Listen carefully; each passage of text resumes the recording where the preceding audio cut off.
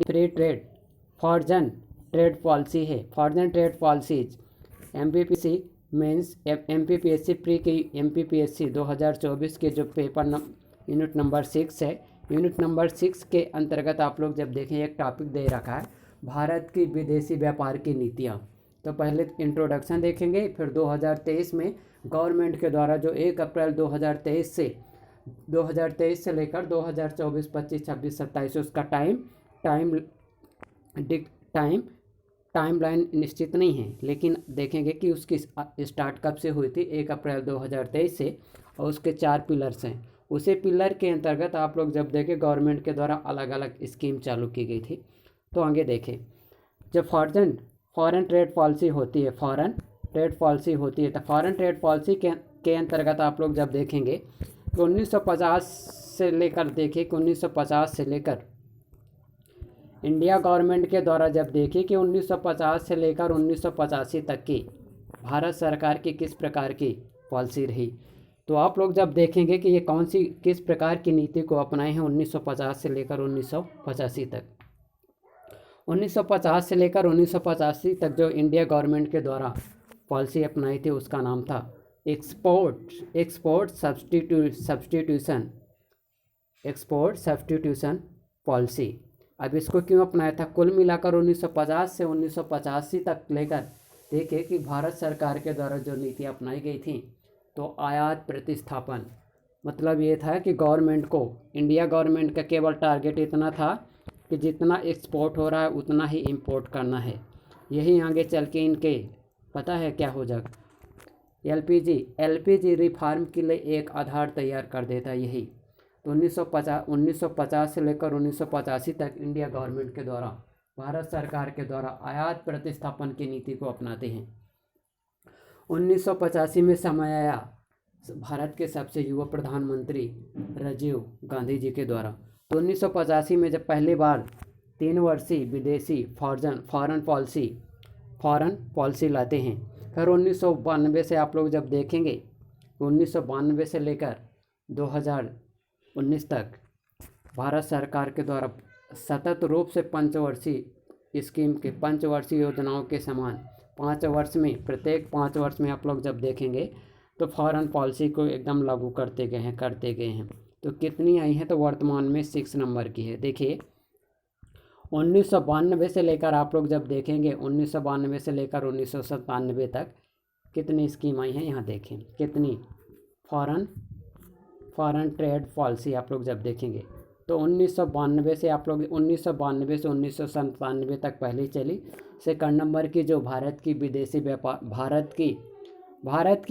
व्यापार नीति जब 1997 से 2004 तक चलती। फिर थर्ड नंबर की आप लोग जब देखेंगे 2004 से स्टार्ट होती, 2007 तक चलना चाहिए था, तो लेकिन इसमें कुछ संशोधन के साथ इसमें परिवर्तन करके 2009 तक इसका टाइम कर दिया। फिर चौथी कब तक चली? 2009 से लेकर 2014 तक चली। और जो 5वीं नंबर की थी, 5th नंबर की फॉरेन ट्रेड पॉलिसी जो चली थी, तो वो चली थी 2014 से 2019 तक। अब आ गया समय कोरोना का 2019-20 में, तो इसीलिए गवर्नमेंट के द्वारा वही 5th नंबर की आप लोग जब देखें 5th नंबर की जब देखिए 5वें नंबर की भारत की विदेशी व्यापार नीति को अपनाते रहते हैं 2023 तक। आगे समय आता है कि 1 अप्रैल 2023 को इंडिया गवर्नमेंट के द्वारा आप लोग जब देखेंगे इंडिया की न्यू फॉरेन ट्रेड पॉलिसी को लागू कर दिया जाता है। और जो इसके अंतर्गत आप लोग जब देखें तो गवर्नमेंट के द्वारा जो पिलर बताए गए हैं, तो 4 प्रकार के इसके अंडर में पिलर बताए गए हैं। कितने प्रकार के पिलर हैं? केवल 4 पिलर हैं। इन्हीं 4 पिलर के आधार पर, 4 स्तंभों के आधार पर देखिए कि गवर्नमेंट के द्वारा कौन कौन से काम करेंगे। तो पहला जो पिलर रहेगा उसका नाम है फ्रॉम इंसेंटिव टू रिमीजन। पहले प्रोत्साहन देते थे लेकिन अब छोड़ देंगे।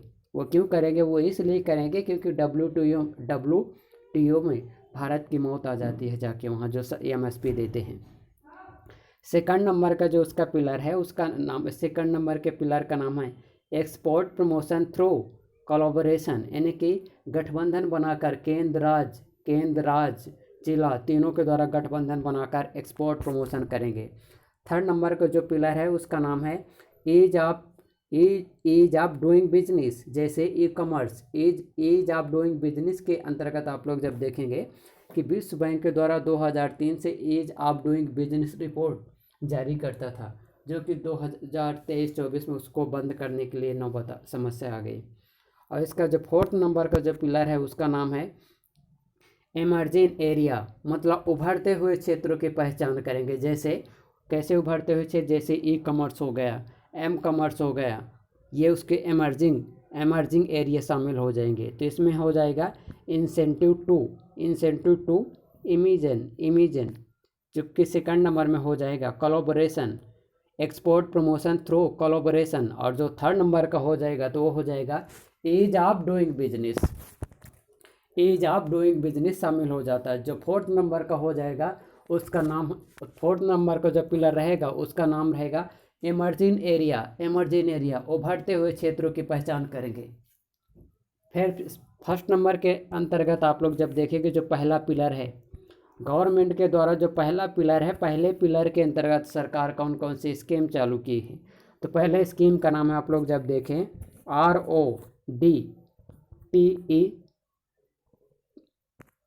गवर्नमेंट के द्वारा आप लोग जब देखें पहले, जिसका नाम है फ्रॉम इंसेंटिव टू रिमीजन, प्रोत्साहन से छूट, तो इस स्कीम का नाम है RODTEP। इसका फुल फॉर्म क्या होगा, remission of duty and tax export promotion.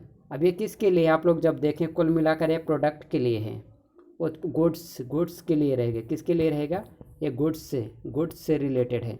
Second number के जो स्कीम चालू करते हैं उसका नाम रहता ROSTL।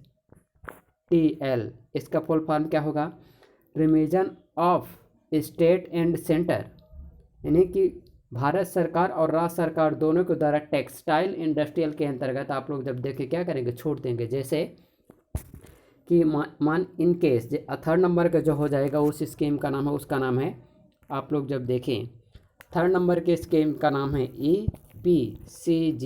ये क्या होता जी, इसका जो फुल फॉर्म होता आप लोग जब देखेंगे तो इसका फुल फॉर्म होता export promotion of capital goods. कैसे इमेजिन करेंगे, इसलिए करेंगे, जैसे फॉर एग्जांपल कि आप लोग, यदि मैं व्यवसायी हूँ, कोई इंटरप्रेनर हूँ, अगर विदेश से कोई यहाँ मशीन लाते हैं तो उस मशीन लाने में जो कैपिटल गुड्स रहेंगे, कैपिटल गुड्स में क्या करेंगे, रिविजन करेंगे, छूट देंगे।